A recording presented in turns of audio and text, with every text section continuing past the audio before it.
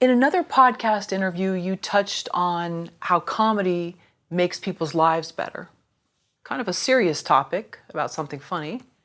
Yeah. In fact, I've stopped giving anything to charity because I'm already making people's lives better. So, yeah, I find that they should erect some kind of a monument to me.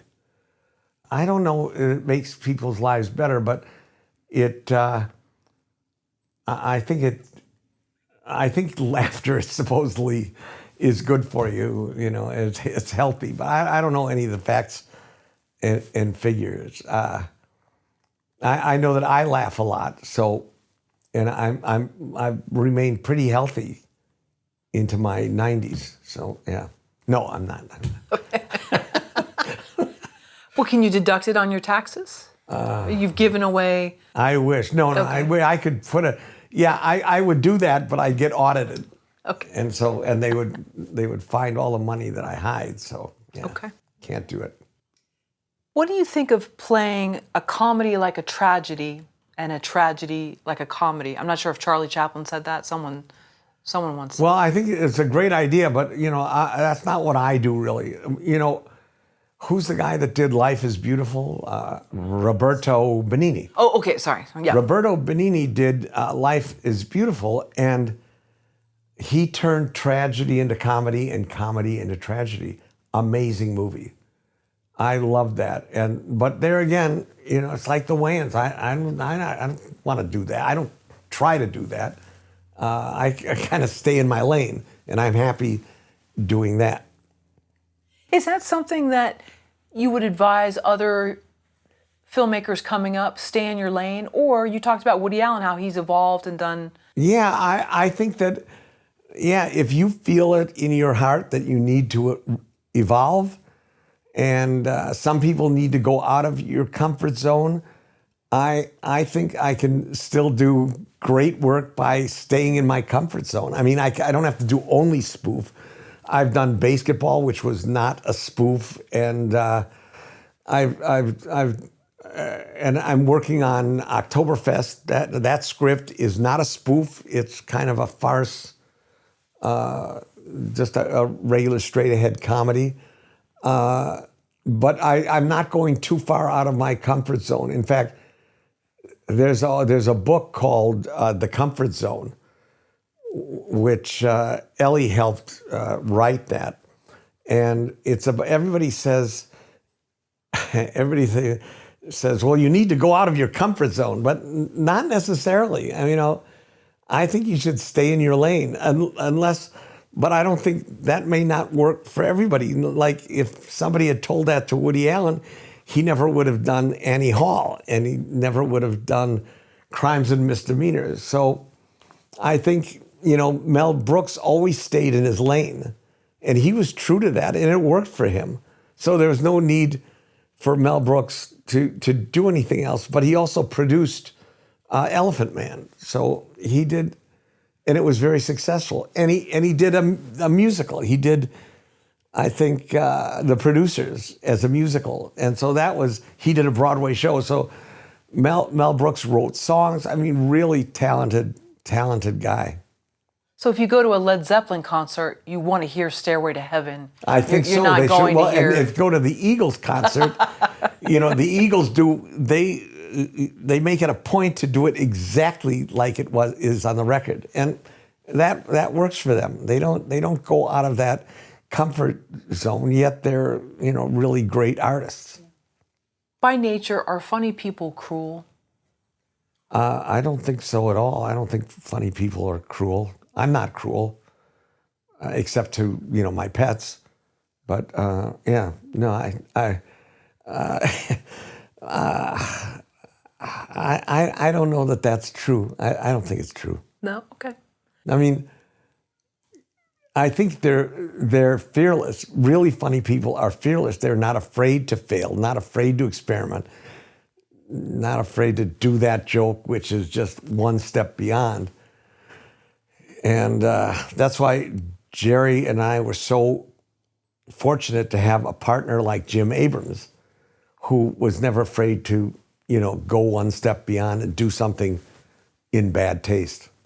And he was just great. He supplied the real bite of Airplane, Top Secret, and sometimes in The Naked Gun.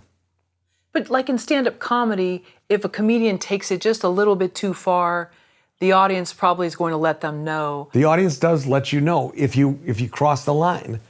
Then, and as they have let us know in our movies, if we do something that's, I don't know if we ever did anything that's cruel, because it's just not in our nature. But if we do anything that's goes over the line of taste, and we always love bad taste, but if we go over that line, the audience tells us, and it's silent, and we cut it. So I always tell the actors, well, I'll never let you bomb. You just, try it, and if it doesn't work, you're not going to bomb, because we'll cut it out.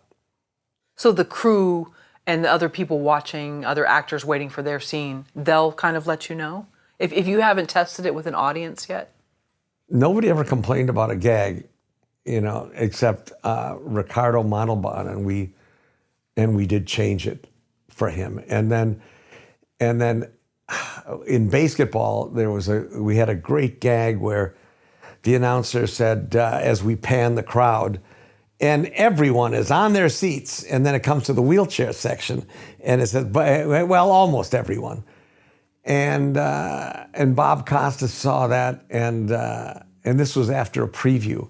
I showed him the movie, probably a mistake, but he said, "Could you please cut that out, because my mother is in a wheelchair?" It's like it's not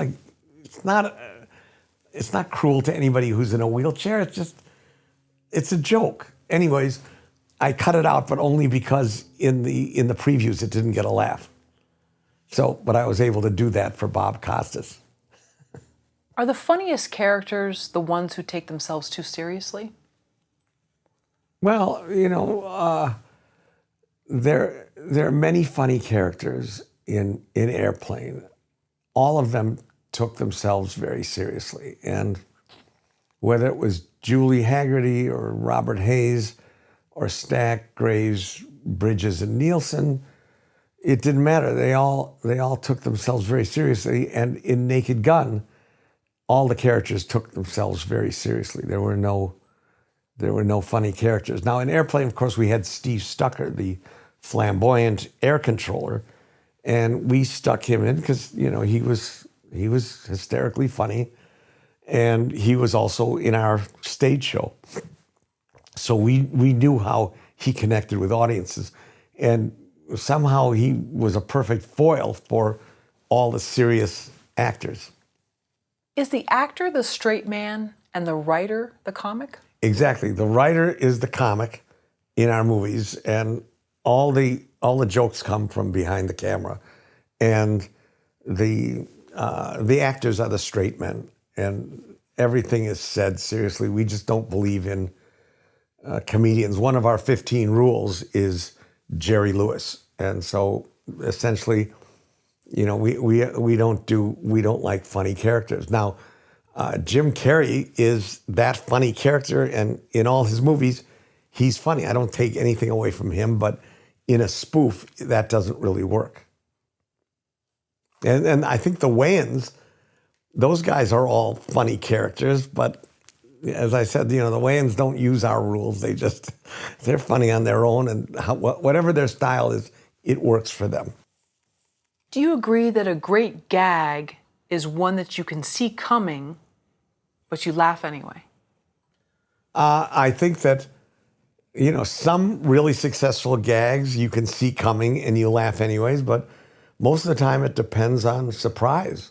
It comes out of nowhere. I don't think at the end of Scary Movie 3, when the little boy catches up to the car, and the car, Anna Faris has backed up, she screeches to a halt, and he's saved. Nobody can predict the end to that, which is another car comes and hits the kid. So it's sometimes that works, and sometimes you can see it coming, sometimes you can't. It's worked for us both ways. In comedy, is it not enough to just do the lines? Well, if the line is funny, it's enough. Just don't step on the line. Don't don't try to gild the lily. It's part of, our rule. The first rule is joke on a joke. You don't want to say a line funny. If it's a funny line, you can just say it. And that's the biggest direction I give is let the lines do the work. Priscilla Presley, when at the first table read of Airplane, was very nervous. She said, I don't know if I can be funny. And I said, you don't have to be. Just let the lines do the work. I just wanted the character that she played in Dallas. That was kind of a soap opera, I think. And because she never came in and read for it. She was Priscilla Presley, already famous, and she had been in Dallas. So I just saw that, and I knew she could do it. Thank you for watching the video all the way to the end. Here is a complimentary question from our book Story Questions.